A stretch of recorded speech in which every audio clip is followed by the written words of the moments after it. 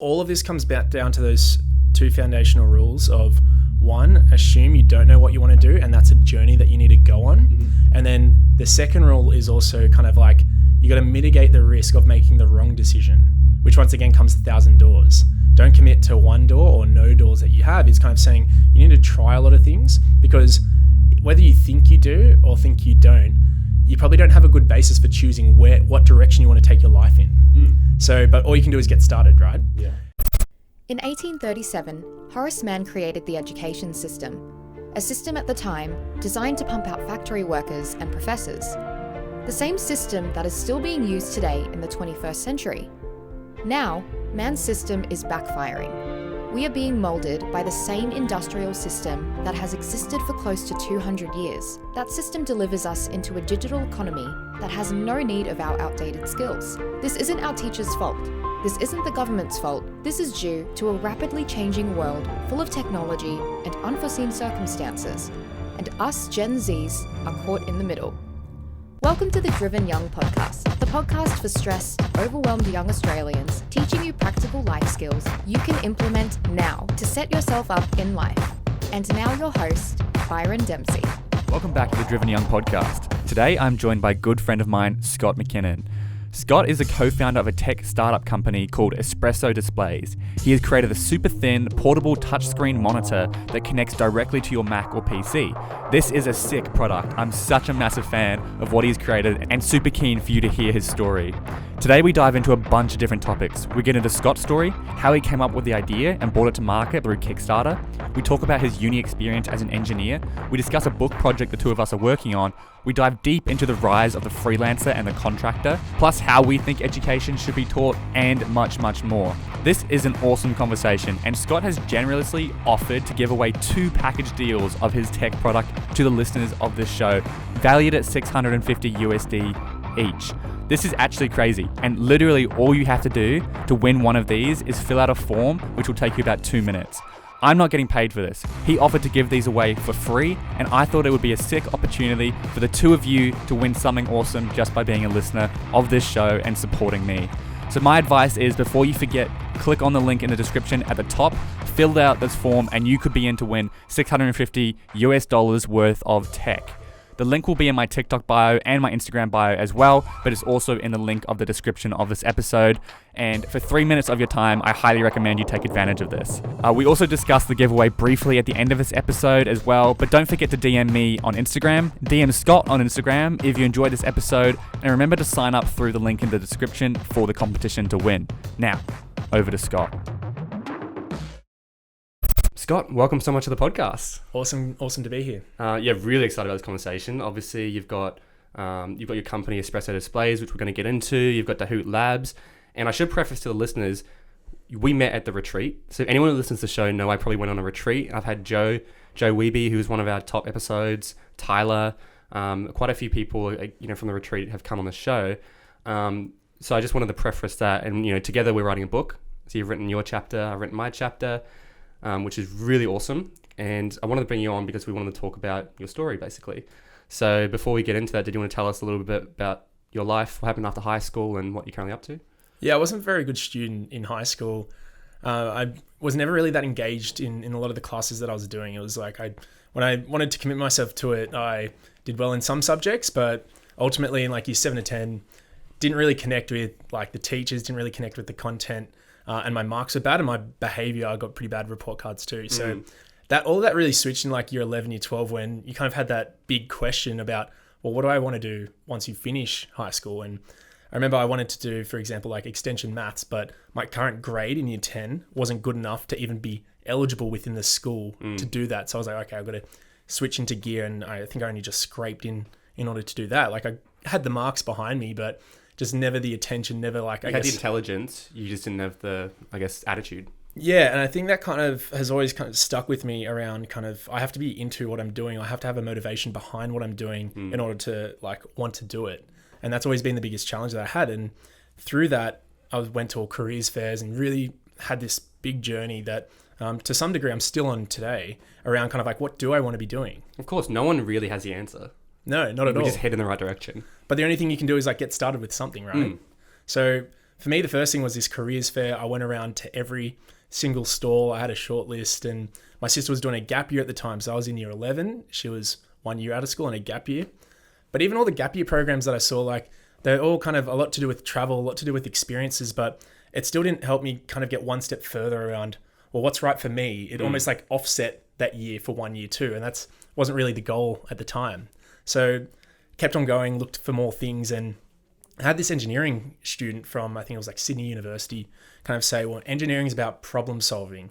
And I still remember that line, and the way that person said it just sold me. I was like, oh, I'm a bit of a problem solver. I'm someone who kind of likes to do all of that. And from there, I was like, okay, tick, like engineering. I also knew I liked like the built environment. I liked building stuff. Yeah. And from that, that's kind of like I went down that one journey, went to a talk thereafter, spoke to someone, did in the Easter school holidays, I did 2 weeks of work experience. Nice. Then I saw a careers counselor who kind of said, here are all the engineering courses that you can do.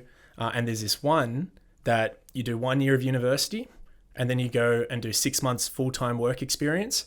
And then you kind of had a bit of a break, and I was thinking, yep, I'm going to do all my traveling, spending all that money that I earned over that 6 months of work. Yeah. And I guess that was kind of that initial roadmap for me, that I was still doing all of that. I wasn't committing to the path, but for me, that was a path where I could kind of do something. Yeah. But I also had an easy exit, and I still got to do 1 year of maths and science and introductory courses, 6 months of full-time work in industry. And then I got to have 3 months of traveling around Europe. Isn't engineering usually 4 years? 5-year degree? So engineering is usually a 4-year degree. At UTS, it's a 5-year course. Yeah. Because in your second and fourth year, they actually get you to go away for a semester and just work full-time in the job, which particularly for an engineering course is so important, because engineering is a very practical and hands-on kind of field and job. But I heard people say like some engineering firms expect when they have a new graduate to come in, they have to fully train them up, because they've got no life experience. They've just been in the education system. And that's the whole role of the grad program, of kind of being like, well, you know, we've done 3, 4, 5 years of uni, and then you got to come into this grad program where they got to give you all these resources, all this extra training. And that was actually a few years later, that was my engineering thesis around kind of designing the engineering course to actually have a very clear transition into the workforce, particularly because I was working since I was 18 at the end of first year uni. So I had about 3.5, 4 years of experience before I graduated. Yeah, that's so valuable, man. Oh, incredible. So I already knew, not just at a graduate level, like kind of how to operate, but I was speaking to grad employers and they didn't know the experience I had. They just met me, and I was like, cool, like what do you look for in graduates and what do you expect them to know? And they're like, we don't really expect them all to know that much. Yeah, that's what I'm saying. And I heard that. I'm like, that's crazy, because if you've just been doing this for 3 or 4 years and you're going in and they fully have to train you, it's like, surely there's a better way to do it. But also, before we keep going, I want to backtrack on what you said about you went to careers, you did work experience, you did all this stuff before you actually signed up to your degree. Not many people do that, and that's so valuable. This is what I'm trying to promote. Like, you need to taste. But most people will just be like, just jump into a degree. Whereas by doing work experience, by going to the careers things and getting as much of an idea of what this job is actually like, you're going to be so much more certain about what you want to do.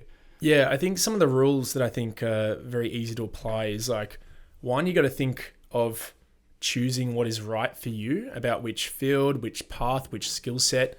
Like that's a journey that I think you need to commit to. I don't think that's not like this area to get like tick or get done as quickly as possible to get in an actual job and getting the salary. The salary isn't a measure of you finding what you want to be doing and how you want to be doing it, because you might be 3, 4, 5 years into a degree or into a career and realize, well, actually, this isn't for me. And the opportunity cost has just gotten bigger and bigger. Yeah, which we talk about with Joe, opportunity costs, meaning what you could have done in that 5 years if you didn't go uni, or if you did a different degree or something.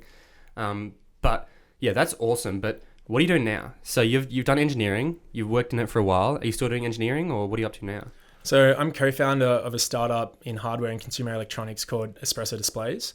And what we do is we make ultra-thin portable monitors that connect to your laptop to give you a couple of extra screens. And the reason for that and why that's important is that everyone works from a laptop nowadays. Yeah. And not as many people work from a dedicated fixed office, but there's more places that they work from, which is at home, on the go, co-working spaces, coffee shops, university campus. And what they need is be able to look at two things at once. There's so many applications and things that we do online now. Yeah, like watching a tutorial and taking notes on one screen. Exactly right. You're in a Zoom and actually writing your notes. So like perfect example. And so to do that, you do need two screens, but laptops aren't designed to have two screens on them. So we made one that's thinner than a tablet and it can connect with USB to your laptop. So you can have two screens and they fit in your bag. You can take them with you anywhere. Yeah, and it's such a cool product. And it's touchscreen as well, isn't it? For yeah, Mac? it's touchscreen. So it's a native touchscreen. Obviously, Apple and Mac OS is a bit of a closed ecosystem, but we have a special touch driver that enables touchscreen for Mac, which is amazing. Yeah. Got us onto Forbes and TechCrunch. That's crazy. Like, I don't know if people understand how crazy that is. Like, Apple doesn't do... they do iPad. They don't do any touchscreen with their computers. For some reason, I don't know why. I think because they want to sell the iPad and have two different products. So I own both, so I'm a sucker. But yeah, that's so cool. And how did you get this? Like, I think, for me, I know you did it on Kickstarter, which is a platform where you can put up your idea, and if people are interested, they put some money up and say, yeah, I want to back this idea. And then that allows you to, manufacture it and start actually processing it. And how was that journey like? Was that a crazy journey for you? Yeah, so it started about 2 years ago when my co-founder and I were at university doing a uni assignment together, and we just needed to have two screens at once to be able to like look at two things at once and kind of collaborate between us. And we just needed a second screen for our laptop, and none of that existed at the time. And we're like, well, why is this so complicated? We all use desktop monitors all the time. And from that, Will started prototyping the next day, started making some frames that attach onto your laptop, and we couldn't really find a screen that could fit in there perfectly. So at the same time, we found cheap flights to China, and we started visiting all these manufacturing and like component shops and stuff. And we started seeing, okay, this is how products get made. We didn't know how to do it at the time, but we saw the vision of where this was going. And we started to refine within ourselves what was the product that we wanted. Fast forward, we started making more designs, speaking to more people who'd done something like this before. And then we went back in June, July, this was 2019 at the time, assembled all the prototypes. I think we had about 40 prototypes that were then shipped all around the world. And we started getting the wheels in motion for Kickstarter. Now, Kickstarter was one of these things where, you might get 2 or 3 sales and it's like your mum, your dad and your friend. Yeah. Or it kind of goes big. And for us, even the night before, like we didn't know kind of how it was going to go. Like we had a lot of work. We did about 3 months of preparation just to launch this campaign, which is essentially you do a lot of creative, do a big video, you make a big campaign saying, this is our product, we've made it, this is who it's for, this is what the features are, this is what we want to do. But we need you, the creators, we need you, the customers and the backers to support us to be able to go and manufacture it, because very different to software, which you can kind of code and develop yourself just at home. Manufacturing's entirely different. It's a physical product. It needs to be produced. You need to go to a factory, and you can't just do 5 or 10 or 15. You need to make thousands. 1,000. Yeah. Even 1,000 is a small number. So to get that upfront cost, platforms like Kickstarter and Indiegogo are awesome. And it's such a game changer for young people. Yeah, and for us, so we were very, very uncertain the night before. Had a lot of trust and faith, but once you've been doing something for 3 months and preparing, and the night before you actually launch, it's pretty overwhelming. And then when we launched, we got 50 grand in the first day of commitments. First day. No way. By the third day, we hit over $100,000 in commitments, and over that 40-day period, we hit about $430,000 in pre-sales. So Will, my co-founder, another team member, Fabs, flew over to China during the campaign. We live in a share house together. I had to kind of pack up the share house, and from there, we're doing kind of manufacturing all the way through to this year when kind of COVID happened and we had to finish off all of that manufacturing remotely. So we've completed that first batch now. Now we're currently in the process of finalizing our second batch and preparing our third batch, which is kind of like our e-commerce launch rather than pre-sales. Yeah, this is the first proper product where you can kind of mass produce and mass sale. Yeah, so the first batch was the first mass produced, but all of that batch was for people who've already bought through that campaign. Yeah. They got special deals by getting it early. Of course, we gave them like a 40% discount, which is significant. Yeah. But the second batch goes into like actually e-commerce, where you have your own website, you have your Amazon and other marketplaces, and that's where you actually have to have the logistics and that whole process ready to go as a business. You actually have like kind of like a business and e-com operating system. Yeah, no, that's unreal. And so that's an awesome journey. And obviously you've probably learned so much in that process. And like, what advice would you give to anyone who's wanting to get into e-commerce and start, because manufacturing is a whole thing, right? I think people underestimate it. You know, a lot of people will start drop shipping and they'll be like, all right, I've started drop shipping. I want to start my own brand now. It's like it's a whole nother thing. You've got to have, you know, so many moving parts. So what advice would you give to anyone who's looking to get into e-commerce, start a business that's something like yours? Like, you're in tech, you're in e-commerce. Like, it's a pretty sexy business. It's a sexy product as well. Yeah, I guess there's many different things, and you can kind of package up the one business into, I guess, many different categories. One is product development and design. You've got to love the product that you're building. You've got to love the space. You've got to love this, like, whatever it's solving. So for us, it's like we're solving, you know, being able to work productively wherever you want. Like, I love going down to a coffee shop. I love being able to work from home. I love being able to take whatever I want with me anywhere. When I just have my backpack in me, I know, like, with me, I've got everything that I need in order to work productively. So that's an awesome problem to solve, and that kind of goes into our feature sets. It goes into how we design, and also helps us build out our product roadmap. That's one thing. E-commerce itself is obviously a channel of selling that is just exploding at the moment, because you can do it anyway. Like, we're selling in countries all over the world now, 100%, yeah. Just from Sydney, Australia, and countries that we haven't even been to before, countries that we don't know the language, we're selling in.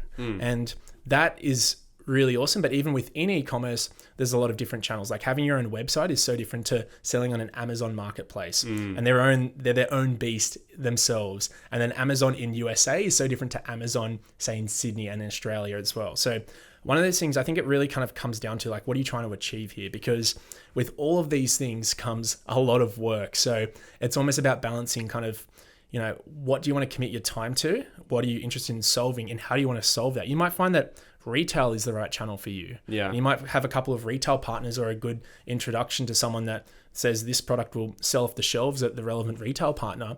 And for you, e-commerce might not be relevant to sell yourself, or maybe you just sell it to an e-commerce wholesaler. Leverage someone else. Exactly. That will work for you. Exactly right. You're not going to make much profit, but you can make way more sales probably, because you're leveraging their audience. Yeah, that's exactly right. So the question always spirals back to, like, well, what do you want? And I think I'm similar to you. I want full control of what I have. So, like, when I'm hearing this, like, oh yeah, I want my own website. I don't want to go through Amazon, because then they control me. Or my own website, which is going to mean more work. But, you know, that's where the costs, you got to figure out what you want, exactly what you mean.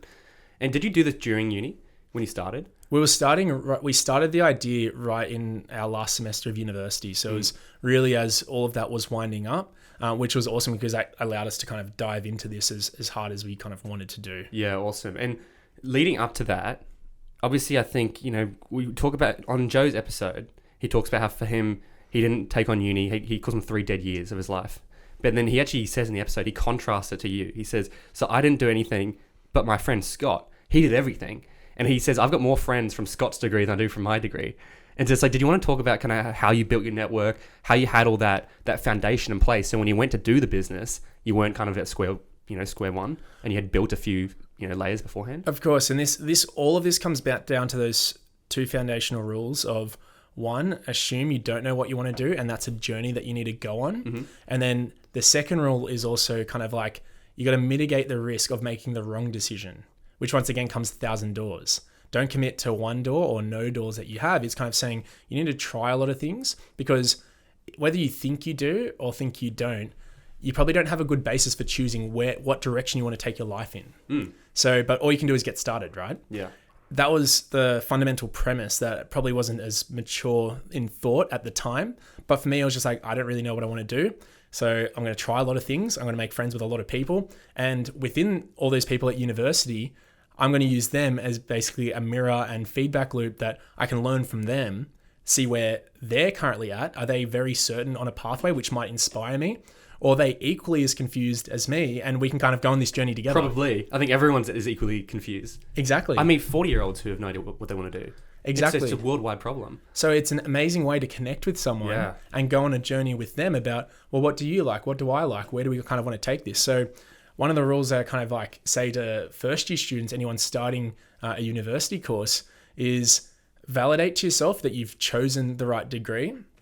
I still remember in first year, I had a lot of subject coordinators saying engineering's a hard degree, you know, not everyone's going to make it. It was really making you feel like, you know, you might not be good enough for this course. If you want to put in the time and you're interested and you're going to do it, like, you'll get through the course. You'll find a way. But I think the more important question to ask is the course right for you? Do I love it? well, I don't know whether do I love it is the right thing, but is the course right for you, which can be assessed on a range of kind of metrics of, I guess, is it the best pathway? Are you getting the most opportunities from it? Are you surrounded by kind of like-minded people that you can kind of, is it the best foundation for you to explore everything else that you want to do? And for me, the answer was yes. But in the same course at the same time, for other people that I knew, it might not have been. And just to be clear, do you get to use your degree now in engineering? Was that part of you starting the business? So this is the whole conversation about like, what do you use a degree for? Yeah. So I studied civil engineering. So I'm not designing roads and bridges A traditional civil engineer. No, not at all. I did in my kind of engineering role that I did for many years. It gave me basically a professional foundation. But at the same time, it's kind of like the thought process of engineering means I've been surrounded with technical people my entire life, adult life. Yeah, which would have helped when you came to developing the product. Well, when you go into, I guess, a factory in China and you need to start to see how things work, you already kind of get that. You already kind of get that. And I guess it gives you, engineering in general, gives you a foundation, like problem solving, foundation for understanding how things work. So that course and building that network of people now for what we're doing is incredibly valuable. Yeah, and it links back to what I was saying just before and kind of hold another conversation. For me, not going to university, the toughest part was I didn't have the friends. I didn't have that network around me. I had a good business network, but they were 30, 40, like they weren't friends, you know what I mean? And that was the toughest part for me. And I was like, man, this is by far the hardest thing about not going down a university path. And something that, I don't know if you've seen this, but you mentioned you had a good network of friends and stuff. I think a lot of people like Joe often don't have that because they're jumping in between so many degrees. They'll have, they'll be doing this and majoring in this. And as a result, they only see these people for 2-3 hours a week and then they're gone. And so they struggle to build those really strong friendships. Like, I don't know if engineering, you had the same group of people with you the whole time. Yeah, well, we did. And that's I think, one of the, I guess, lucky chances that I actually had that because this course was 5 years long and we had to do industry placements and it was 4 days a week minimum because you always had a lab for something or, the hours. Engineering is known to be a very like high, full-on course, hour course. And so everyone there was kind of like, well, this is what I'm doing. You might have, a job on nights or weekends or anything else like that. But largely you were there. So when you were there, you were sort of like, okay, well, I'm going to get to know other people. I guess it is still a difficult course. So like relying upon other people to help study and get through makes it a lot easier. And I saw that contrast with other degrees that were maybe like 1 day a week, which 1 day a week, you need to fill the rest of your time with something else, which is work full time. I'll make uni on the side. Now, when it's not necessarily a big priority for you, then you don't put in the time to it. There's no point making friends for it, which is just a natural human thing to do. Like that's what I would have done if that was the situation I was in too. But I guess reframing what the course is, what university is, and doesn't matter what course or what educational experience, a learning experience. I think that's really the core of what it is, which even includes like listening to podcasts like this. It's 100%. A learning experience. It's saying, what do you want to get out of that? And a lot of that is actually like finding other people to kind of triangulate your thoughts and experiences with and to go on that journey together. I think it's so important if you're going to go university that you build those friendships and you have those relationships because they could be lifelong. My mum, I've used this example a few times. Her OT course, similar to you, 4 or 5 years, same people. They hang every year. They go on holidays. All of them. They've all got kids now. They hang out every single year. They meet up. I know some of their daughters and friends, and I'm friends with them. And it's like that's so powerful and such a beautiful thing. And it breaks my heart when you see people who don't have any friends at all. And it's like all they have is university. They go in, they go home, and they don't make those relationships. I think it's such an important thing that we need to get the message across. And everyone wants friends. People will be, we're scared of confrontation now because we're so used to texting that we struggle to actually speak in person and build those friendships. And I just think it's so important. Yeah, it really is. It really is. And I guess like it just comes down to like bring people on that journey with you and you've got to assume that they're on that same journey as well. And if you allow them, the best way to open doors for yourself is to open doors for others. Yeah, so important. It's kind of like if they're uncertain about what direction they want to go in, you have a discussion around them and you're likely to learn something or figure out an opportunity that you can do that with as well. I think one of the most important lessons that I've had through Joey, which has now kind of really been quite instrumental with what we're thinking about with Doohat, is really about turning your friends into kind of a semi-professional relationship as well. Yeah, that's a good point. That's a really good point. And that's even my relationship with you now as Yeah. well through the book. For sure. Which is kind of like when you can bring, it doesn't necessarily have to be professional, for example, but a project that you're working on together with your friends or people you like or wherever they're from. They might be from a sporting team, or they might be from university. They might be from, a casual job if you're working at a bar or in a restaurant. And having that project, in our case, is writing a book, but could be anything. Could be a podcast, could be, doing some design work, and Literally anything. Literally anything. An excuse to meet up and continually talk and like bounce ideas and stuff. You've got a project. That project has a direction, and you're just figuring it out as you go. And that helps really build this relationship with someone. And for me, with Joey, and especially with Will, my co-founder, that just opens up so much and gives you a platform for learning that anything that even, contrasting something like a project like the book, for example, with, say, a university group assignment. University group assignments, everyone just knows it's dreaded. You're on an assignment. I hear nightmares from them. You're on an assignment that you're not interested in. You've got to get it done because it's assessed. Yeah. With people that you're just kind of forced to do it with. Who also aren't interested. Well, all of you, the entire group, are kind of misaligned on your interest and the goals from that group assignment itself. So it's like, and you all have different schedules, and so you're not really interested in making it work, right? Compared to this awesome book that we've written that, we all have busy lives. We all made the time to do it. We all had to start getting up really early in order to do it a couple of hours in the morning. Not having enough time is very, very rarely a good excuse. Like, for example, the book. Yeah, it's like, I don't have enough time. I wake up at 5 o'clock in the morning and I write then. Exactly. How many people... and then most people wake up at like 8 or 9 and be like, I don't have enough time in the day. It's like, well, just wake up earlier. And how much have we learned from each other in the process of doing this? So much. And how much have we learned about ourselves? Yeah, it's such a cool project. And it's what Joe says as well is building systems. Like, I speak about this a lot because this has really helped me. Just building systems in your life, just an excuse to meet people almost. Like 5:30 Club is a great system. Church is a great system. Every Sunday you meet up. Whatever our project. So we had systems for that. We'd do Zoom meetings, and now we went to Wollongong the other day. Like having systems and projects to work on with other people is so important. And I love how you talk about the uni assignment, because the group assignment, because every time my friends have a group assignment, they're like, it's just complaints, and they're going, oh, they didn't do anything, and it's going to affect our marks, because the marks aren't per person, it's like overall or something, which means if someone's dropping the ball, everyone suffers. But everyone has motivation, like different motivations for this. Like some person might be working full time and just trying to get this done, and they're happy with a pass, whereas someone else, they might not even have a job because they're so dedicated to their studies, so they want to get a high distinction. Yeah. Someone else might have a sick parent, and they might have to be, their focus is really caring for that parent themselves. And so you don't really know where their alignment is at the time. And in the weird way with university, that it's so scaled and so broad that you don't really get to know everyone quite intimately, is that, you can't really kind of reach out to those people and say, hey, what's going on? Is everything okay? How can we get this project done? It's more a matter of like, you get in there, you do the assignment, you project management, you project manage it, you get out. And I think how about a group assignment where, one, there's no marks, the only reward is the project itself. The result, yeah. Yep. Well, not even the result, the project itself. The journey of creating the project. What you actually get to do.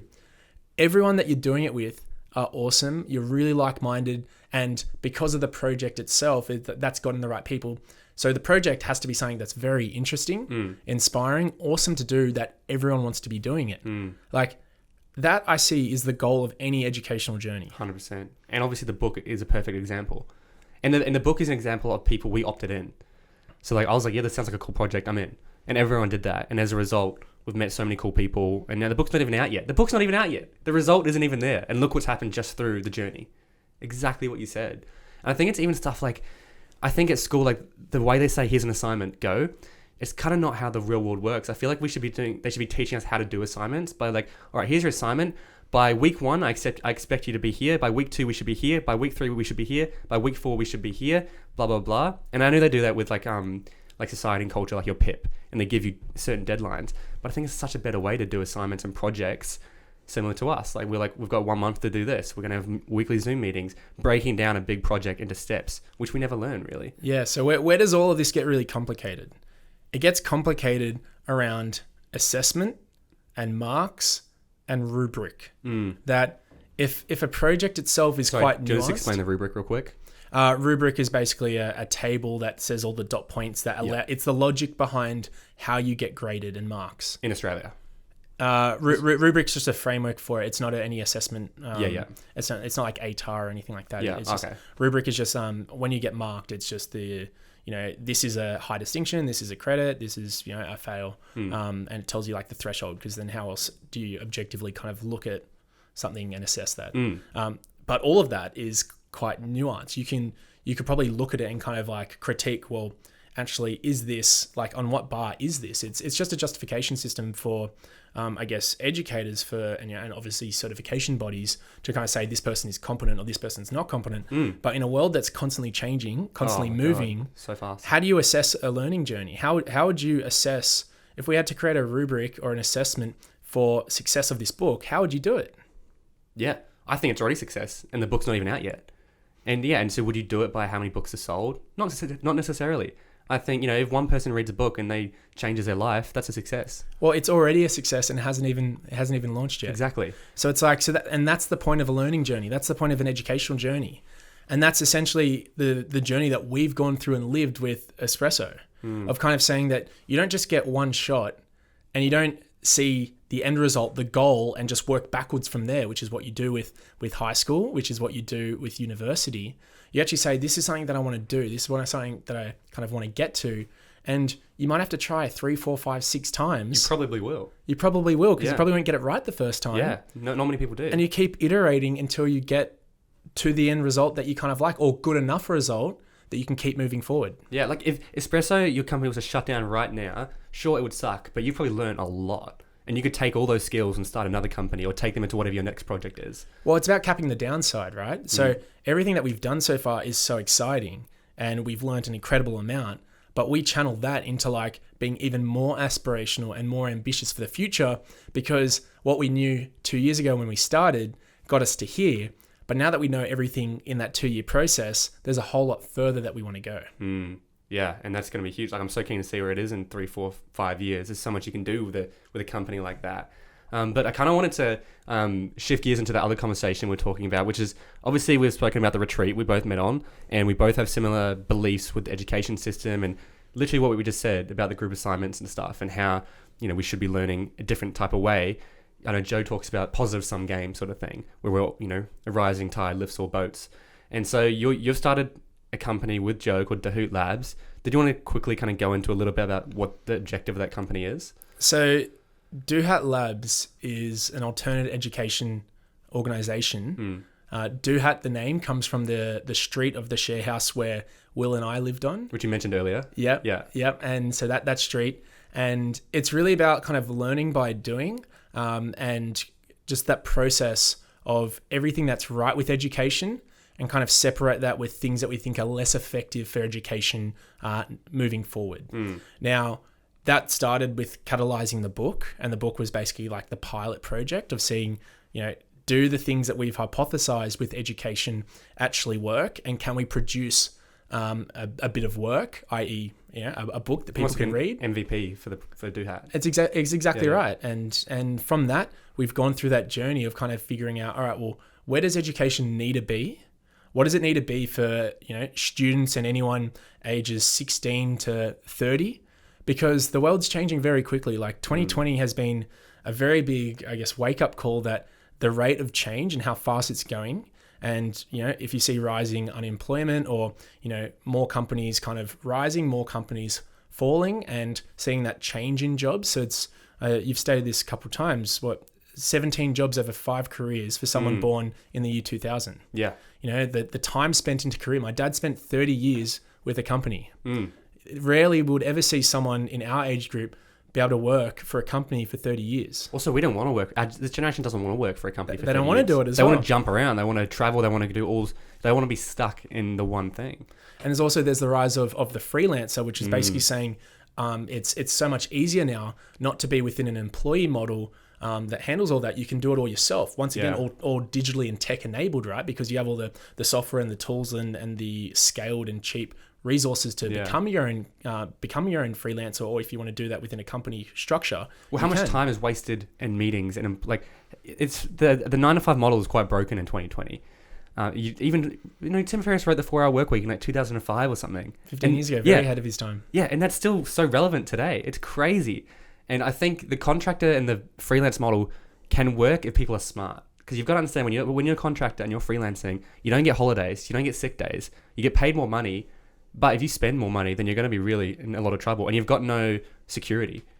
So people like fantasize about being a freelancer and stuff, and that's good if you're smart with your money, but there's a lot of downsides to it as well. It's freedom with a cost. Yes, that's exactly it. So it's what the employee and salary model is really good at. It's providing structure and stability, and which is valuable, right? Incredibly valuable. I fantasize about an employment job all the time. I'm like, I'd love to just have that stability. Of course, and that's natural, and that's why it's still the main structure of employment in our society, and that's the way. But at the same time, this is kind of like the model of like, is full-time work, 40 hours a week or more, or slightly less, is that the structure? Why not a 3-day work week? Yeah. Which actually still gives you, 4 days a week to work on other things, maybe like that in a freelance model. So one of these statistics that we've looked into with Espresso is around the rise of the freelancer and the driver for why they're becoming freelancers. And it's ultimately because it's digitally enabled.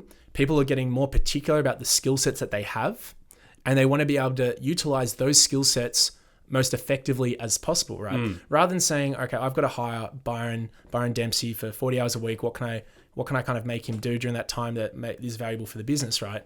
You might narrow down and choose your own skill set that you're really good at, and then work with 5 companies just doing that. Yeah, because you're really good at one thing. That company doesn't need you for 40 hours a week. They only need you for 10.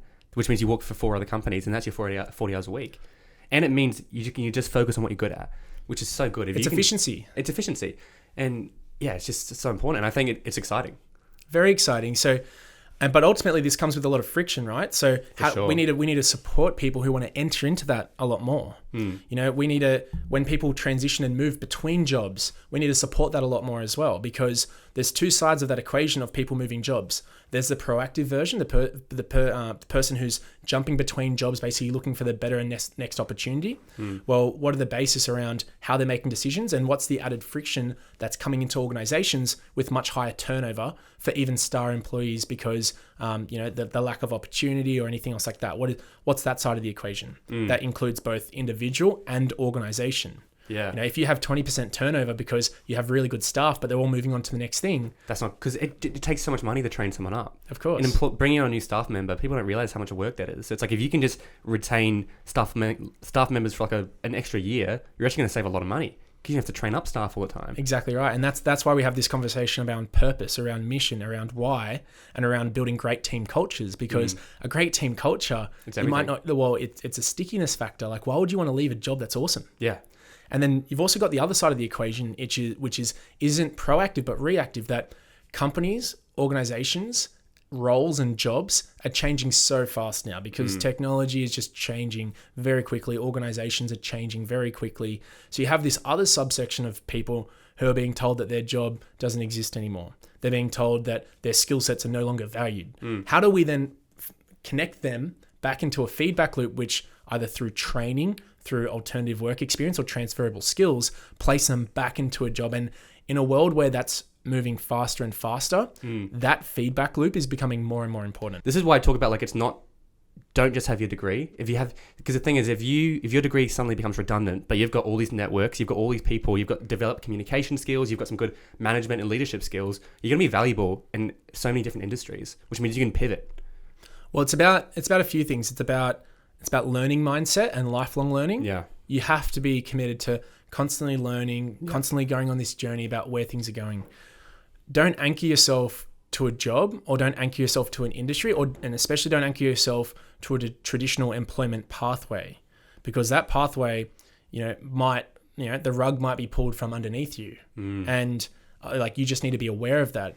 I think the better way to frame this and frame your career, frame this journey, is anchor yourself to one or maybe multiple kind of areas or topics that you're really interested in, and follow where that grows and develops towards. In media and communication, the last 5-10 years have been kind of like podcasting and YouTube channels and more accessible ways of getting the message out to more people and more niche, because it's more accessible, right?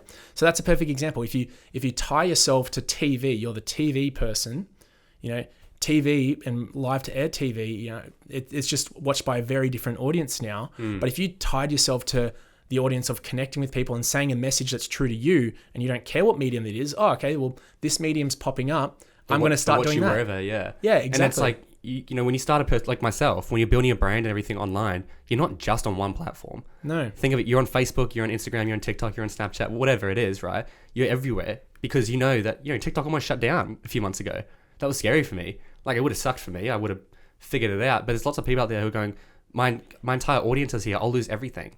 So it's important that you're kind of dipping your toes. It doesn't have to be in lots of different industries, but as you mentioned, what you're interested in. And so it's just, instead of bottlenecking yourself into one thing and then having a whinge when you lose your job and now your skills aren't as valued, it's like you got to prepare, because chances are in 2020 and up to 2030, so much is going to change that we can't predict. That's exactly right. And it's kind of about understanding kind of yourself, your direction, what's interesting to you, and follow that journey. And that's why I guess working on where seeing the changes are and learning to lean into change and lean into uncertainty places you in the in the right area to where all the opportunities pop up, because you're already in this space, you're seeing the opportunity kind of pop up, and you can just kind of jump on that. And I guess how I think about that with myself, it's really around, in this whole time since being at the end of high school, I've always kind of been like, well, how do I figure out what's right for me? What education experiences do I do that I can find the right job and right pathway and stuff? And now, where are the two places that I'm working in? I'm working in creating technology and tools to help people work better. That's right for them. And in education, of helping people gain the right educational experiences to figure out what they want to be doing and how they want to work. And you could have never predicted that like 2 years ago. It's like, oh, I'm doing engineering. Oh, I'm probably going to be in an engineering job in 2 years. It's like, nope, look where you are. I thought I'd be designing buildings. Exactly. And that's the beauty of uncertainty, right? I love what you said there. You've got to, I don't know how you worded it, but you've got to chase uncertainty. Embrace it almost. Especially with technology and changes. Anyone who stops learning is going to lose. And I've gone to presentations where there's multiple speakers, and some like massive speakers who have a huge brand. Some of the most idolized people in that field will speak. And I'll be like, wow, cool. And then I'll see them go to the back, and they'll watch the next speakers. And it's like, man, if these are the people I admire the most, they're still constantly learning, which is so, so important. Yeah, and that always comes back down to me in early high school, of kind of being like, well, you can't learn everything. You shouldn't want to learn everything. No way. You want to learn the things that you're most interested in. Yeah. And I guess to some degree, I've been very lucky that I can only really be attentive towards things that I'm very interested in. And I mean, obviously, I think the stuff that everyone needs to learn, like financial management and stuff. But like, once you've got those base foundations sorted, then you go on to your interests, and then you move into I guess almost like your niche, whatever you're interested in. So for me, it was video. And for you, it was maths and, engineering and, that building, problem solving. That's what it was for you, problem solving.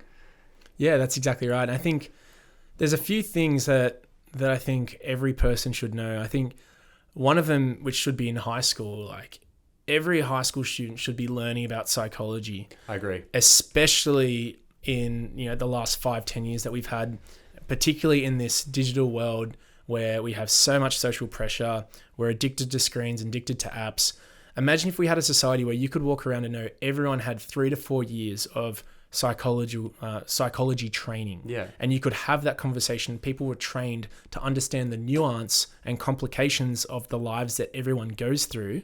How much better of a society would that be? I agree. And it should be like just the same as we learn English or maths. Psychology should be a class that we have to take. And it like emotional intelligence as well would almost fit within that. I think it's so important that we understand emotional intelligence and reading people. I think it would help with the massive mental illness problems right now. If people had a bit of training, it doesn't have to be advanced, just some basic psychology understanding. I've said to people, like, that's the one degree I actually would like to do in the future, psychology.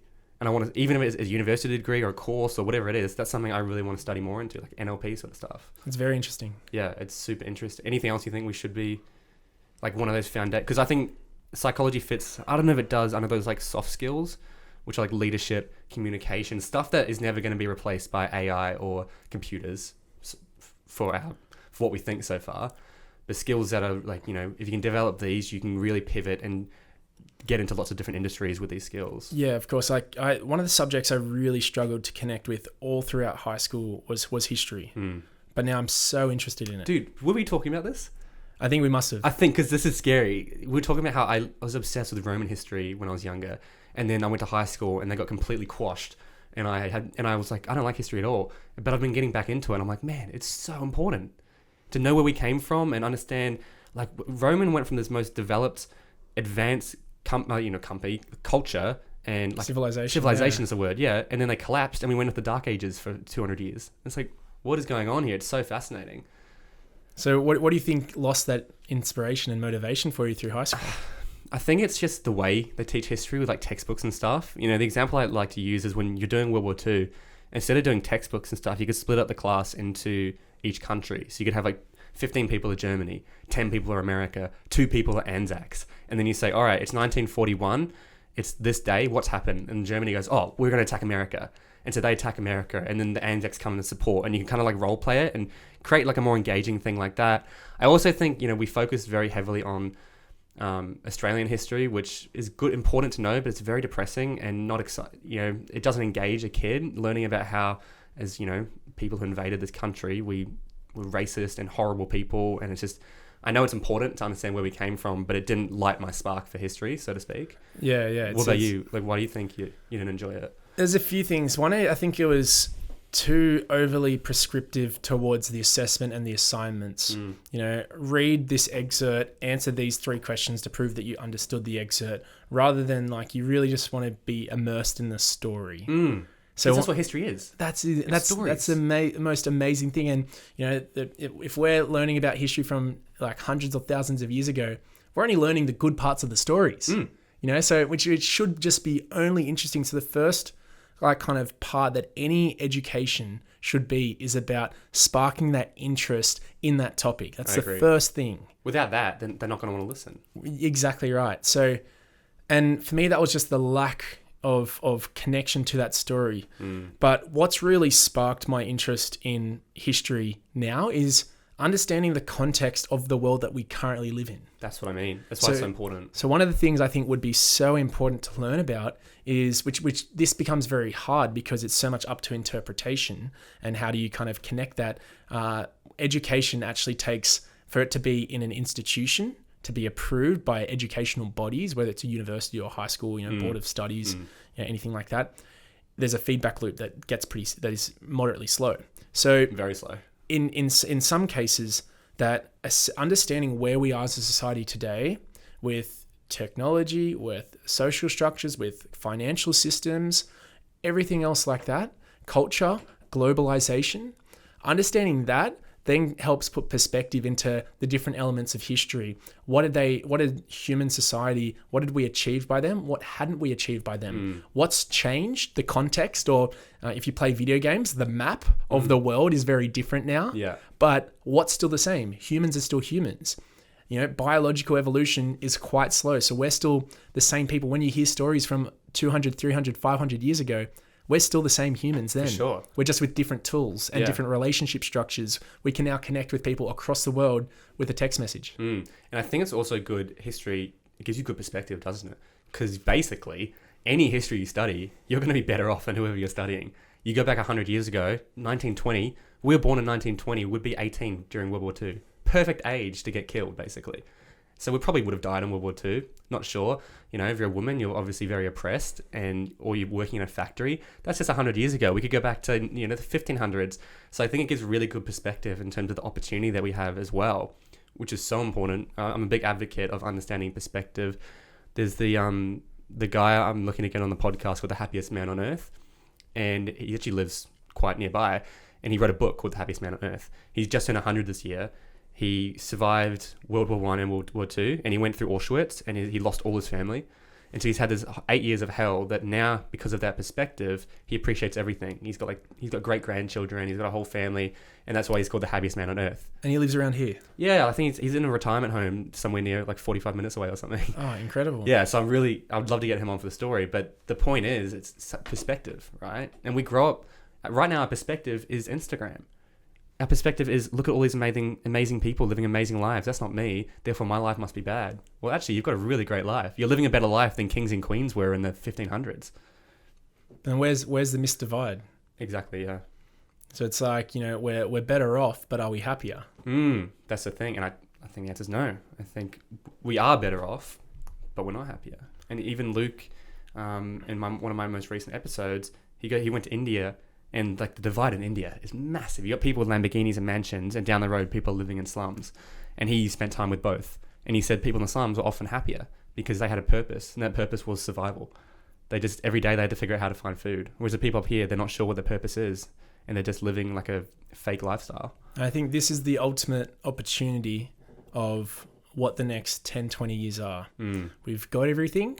We just need to kind of hardwire and see, how do we get to that place of kind of certainty and comfort within ourselves and what we're doing, and focus the interest and attention on kind of what we're working on and who we're working with. So relationships are one of the most important part 100%. of any project. Yeah. You know, it's not you offset kind of like business or work or anything like that as something, you know, over to the side, and then you have your relationships, and you have your friendships, and you have everything else. There's, you know, business is just purely a vehicle for doing things, in the same way that being a freelancer and being a contractor is as well. So I think that if we're able to kind of, through the education system, help connect people and point them in a direction that they're most interested in, that they really like, and connect them with a group of people that are like them, or at least are alongside them for the journey. Yeah. And then kind of like integrate them into the workforce and give them the right tools and support to be able to kind of, you know, create value and do whatever they want based on that process they've gone through, and allow them to adapt and change alongside the context and the history that we're writing now. That's the most exciting thing to me. That's my dream. That's what I want to do, the podcast. That's when I help people. Like, the key thing I want to do is, first of all, provide lots of practical information, like in this episode, but connect people. I've already had lots of chats with people who listen to the show, and we're attracting such cool people, like young people they're starting businesses, they're doing all this, they're doing this, and I'm like, man, if only I could connect you with people. And I think you've got a mate who's actually working on a software that could do that potentially, because Facebook is not cutting it. Facebook's dead for young people, and there isn't really a replacement platform. But that's where like Doohat Labs or Doohat University could come into play, which is a project, you told me about that I'm super keen to get a part of. We're trying to get like 1,000 students. Did you want to explain it? Yeah, so the concept around this, as we said before, is kind of like only all the best parts of education.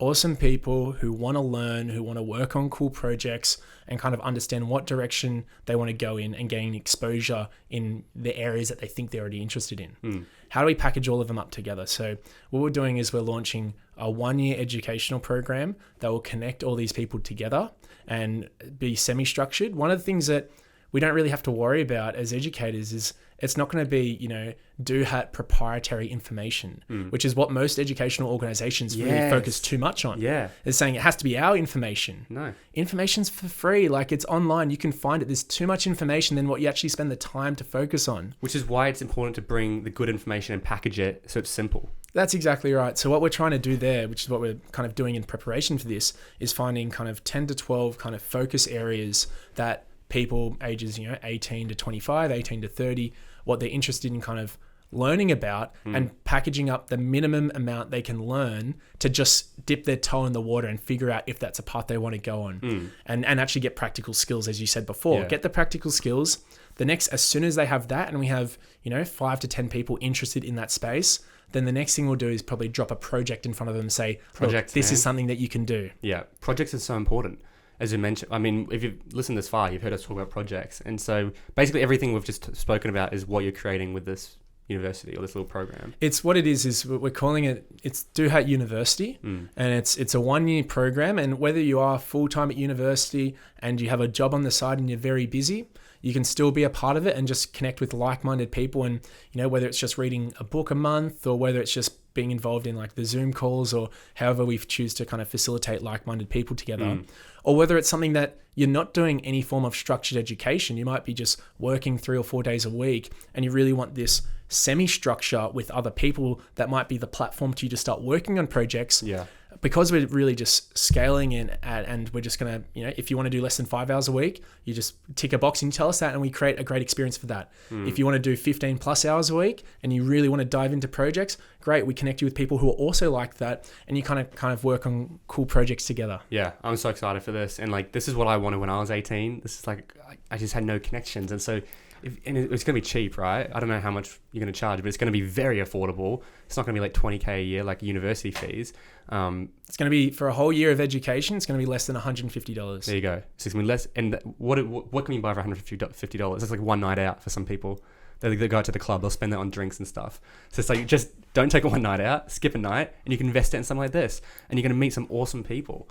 So, and it's, I guess, one of the things as well, like you would know the statistics on free online courses or even paid online courses, what the graduation and completion rates are. Terrible. It's like 2 to 3%. Yeah, I've done courses. I paid for courses. I paid lots for courses and I haven't done them. So, but the thing is, these courses didn't provide a community. Very prescriptive. They have a Facebook group, but that's not really a community. It's not. We're talking about a real community where you can actually have face-to-face or Zoom-to-Zoom conversations at minimum, ideally face-to-face, but actually building some proper friendships, especially like during COVID when everyone's so lonely. Well, online courses, they're more accessible. You can plug into it as quickly as possible. It's a very good business model once you create the course. Oh my God. It's like all profit. No cost base. Yeah. But what doesn't it do? Once again, proprietary information. It's my information. I made it. And there's no social, part of it. There's no other people who are also trying to do that course. And it's not even the information that's important. It's also using that information alongside like-minded people and then directing that into a project that might be able to go somewhere. Yeah, well, what's the point in learning stuff if you're not going to use it? And if you learn it and you never use it, then you just forget it after a few months. You do. It's like when you read a book and you go, oh, that was good. And you don't do anything that book says. And if 3 months later, you're like, oh, what was that book about? I think a good one is Atomic Habits. Have you read that? I haven't. So it's all about very practical how to set habits. And it's had over 1 million copies sold. How many people have read that book and then never changed their habits? Right? It's like kind of like, what was the point? It's good to be aware, but you want to implement, which is why having that community and everything, projects, is so important. You got to have that really low barrier to entry, step one. And that's really what that less than 5 hours a week or 5 hours a month, it's that step one if you want. And everyone can do that. Doesn't matter how busy you are. Everyone, it's one of those things that this is a resource that not only would I wish I had when I was 18, but I still want to have now. That's what I'm saying. Still want it. If anything, we could almost be doing it for ourselves. It's That's like, exactly I just right. want to meet cool people. And so, I wish I had this when I was younger, but I wish I had it now as well. And for $150 or less than $150, it's like, I'm just going to do that and I'll turn up. And if I use it, great, I'm sure I'll make use of it. But even if I, don't do everything that's provided within that, it's still going to be incredibly valuable. Yeah, and you haven't lost much. No, not at all. Like the risk to reward is so, like the reward is so potential high and the risk is so low.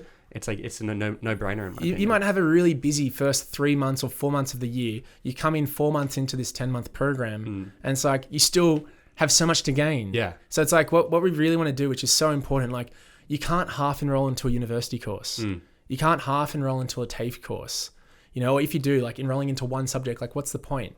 So what the thesis around Do Hat University is that if we're able to make that very accessible first step, and just think about this, if this course and that journey and the people that you do with adds a multiplier to everything that you do, maybe a 2 times multiplier, 4, 8, 10 times multiplier to what you're going to be doing anyway, just by pointing you in the right direction or having those other people that you can do those things with, or that one breakthrough project that you learn all these things in, and then you end up getting that dream job.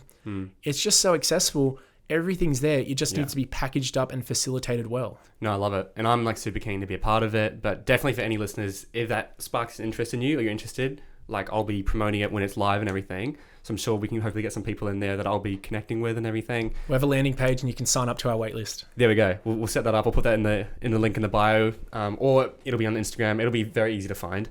But I also, just before we get into the final question, I wanted to bring up, you're willing to do a little giveaway for your company to the listeners, which is really awesome, and I'm super keen to, for anyone who's keen and likes the sound of your product. Did you want to explain that real quick? So once again, our product, the Espresso Displays, is an ultra-thin portable monitor. It's touchscreen, connects to your laptop or even some phones and tablets that give you an extra screen that you can work on and take that with you anywhere. We're giving a giveaway with Driven Young, and what we want to do is we're going to have 2 prizes of a display, of a flip case, and a Mount Go, each worth $650 each, and we'll have a link in bio. Yeah. So it's going to be basically, we're going to randomly choose 2 people that sign up, And from there, you'll be able to be using our display and be more Yeah. productive with your studies or work. And it's awesome. Like, there's such a cool product. I believe in it 100%. And once again, risk reward. Guys, go sign up. Like, all you have to do is put your email in and sign up, and you could win. I'm not sure exactly what the competition is going to be, but everything is going to be linked in the bio, and I'll explain it. But that's definitely a huge opportunity. So thank you so much for that, and looking forward to seeing who wins. But now, I'd love to ask you the final question, which is basically just, what would your number one piece of advice be for the younger generation? Assume that you don't know what you want to be doing, and position yourself to be going on a journey just to figure out what that might be. It's so important. Like, so important. Because by assuming you know what you want to do, you're going to be disappointed when you don't have your shit together. And It's a very low percentage chance that you've chosen something entirely right. Especially if you're in year 11, year 12, you haven't had any experiences in that way. how could you possibly choose your, one of the biggest decisions of your life, your career? You've got to choose something, right? Yeah. You do have to choose something. And the only way you can learn things is to get exposure in that. But if you're limiting those opportunities because you've committed to a path with basically like a false premise, like on the wrong basis, which you might believe, but it might take you years to figure out, it's always assume you don't know. Once coming back to the question I say to students in first year, validate to yourself that you've chosen the right course. Because even if you go full circle and you challenge and think, maybe I haven't chosen the right course, and you come back and you say, actually, no, I have, you're going to be way more motivated because you have that assurance that you chose the right course. That's my whole 1 year of studies, 6 months of an internship, and then travel for 3 months. That entire time I'm thinking, I was holding the realization of, well, maybe I don't want to do this course. What would my other options be? And everything else. By the time I came back and said, no, this is the best opportunity, this is where I'm getting the most experiences, the most exposure to various things, I was more into my studies. I was making more friends and more connected with all of them. So I went full circle on the premise that I didn't know what I wanted to do. So I was still committing myself to what I was involved in. And I came back more interested and more into what I was doing. Yeah. And what would you say to people who start having that realization a year and a half in, they go, this isn't actually what I want to do? The best thing, if you've heard how, say yes to everything until you're overwhelmed with too much work or you're very full, and then you have to start saying no. You've got to commit yourself to saying yes to all these opportunities, right? And then over time, even once you're fully committed, keep saying yes to some opportunities, but at the same time, you've got to be thinking about, well, what's the bottom 20% of things I'm committed to right now? Where's my time not really that useful? And then slowly remove that commitment there. And what you do over that period of time, keep that as a cyclical, keep that continually going. Over time, whether it's like 1 year, 2 years, 3 years, what you're actually doing and what you're involved in will entirely change. I think it's very hard to ask someone to take that big leap of faith, quit what you're doing, go over here. And that might not even be the right thing to do. Yeah. Once again, how much conviction do you have around that? Maybe that's the right thing to do. Maybe it's not. I don't know. It's hard to give people that advice. It is hard to give blanket advice, right? So you guys have to take this with a grain of salt and apply it to your own life. If you absolutely hate what you're doing, my advice is get out. If if you're on the fence, then maybe you stay in your degree and you start dipping your toes in what you're interested in. And if you dip your toes and go, this is actually what I want to do, now you can drop out with confidence and move into that. So I think there's a lot of different things. You got to take it with a grain of salt, as you said. So the only thing that's important to do is reflect. And if it's something that you're hating, why are you hating it? Yeah. What do you hate about it? And for me, that's why, even through university, we had to do a lot of reflective exercises because it's very effective, but it was too overly prescriptive. So I have just a Google Doc that I try and write in a couple mornings a week at a coffee shop of just kind of saying, what I'm currently liking, what I'm doing and everything like that. And that's just a reflective piece. And I do this every morning as well. I have an app on my iPad. I journal every morning. Oh, amazing. It's journaling, but just reflecting on my day. I'll be like, so what happened yesterday? What's happened this week? Blah, blah, blah. It's whatever you think about. And for me, it's like no prescriptive. I'll write whatever I think that day. And there's, no one's looking at it but me. It's just about jotting down my thoughts. But same thing then is that's a basis for you to kind of understand what you're interested in, what you're not, what needs to change. And rather than waiting to that tipping point when you feel you need to quit and drop everything and move else, it's have that as a more fluid stream of change of saying you're still always looking out for more, for great opportunities. And at the same time, you got to think about, okay, well, what's not serving me? What am I not liking? And then from that, you kind of say, okay, well, I need to free up this time. This isn't really like kind of worth my time anymore. And once again, when you say yes to everything, then you have to start saying no to a lot. That's just because your bar of what you're choosing to do is just getting higher. It has to be really aligned to what you're doing. It has to be really interesting for you to say yes to it. And that transformation over a longer period of time, it's not a day-to-day change. For sure. But it's significant change over a couple of years. Yeah. Awesome, man. Well, there's been a great conversation. And just before we end it, if anyone wants to find more about yourself, about your company, about the book we're working on, like where's the best place to go to get in touch with you or come across any of that? EspressoDisplays.com. Yep. DoHatLabs.com. And reach out to me on LinkedIn. Yep. Scott Mckeon. And I'll put all those links in the bio below. So guys, reach out to Scott if you have any questions at all, and definitely sign up for the competition. But otherwise, thanks so much for coming on the show. Thanks, Byron. That's it for this episode of the Driven Young podcast. Thank you so much for listening to the entire episode. That means the world to me. And if you got some value out of it, please shoot me a message on Instagram or reach out to me. Or I would love for you to leave a rating or review on this podcast. So make sure you are subscribed, and I look forward to seeing you on the next episode.